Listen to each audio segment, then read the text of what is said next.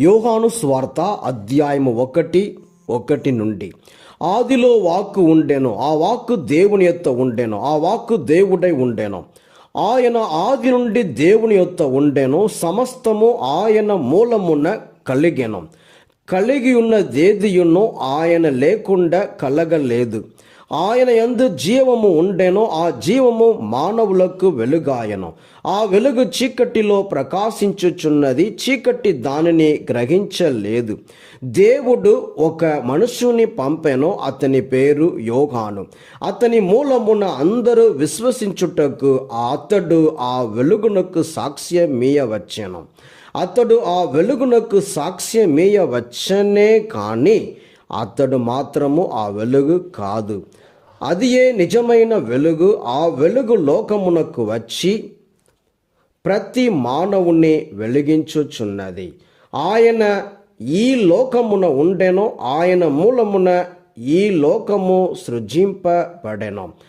అయినను లోకము ఆయనను తెలిసికొనలేదు. ఆయన తన వారి యొద్దకు వచ్చెను, కానీ తన వారే ఆయనను అంగీకరింపలేదు. ఆయనను అంగీకరించి విశ్వసించిన వారందరికీ ఆయన దేవుని బిడ్డలకు అధికారమును ప్రసాదించెను.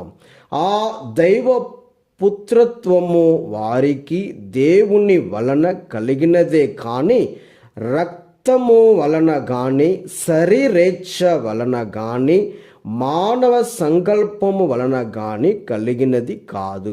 ఆ వాక్కు మానవుడై మన మధ్య నివసించెను. మేము కృపా సత్యములతో నిండిన ఆయన మహిమను చూచితిమి.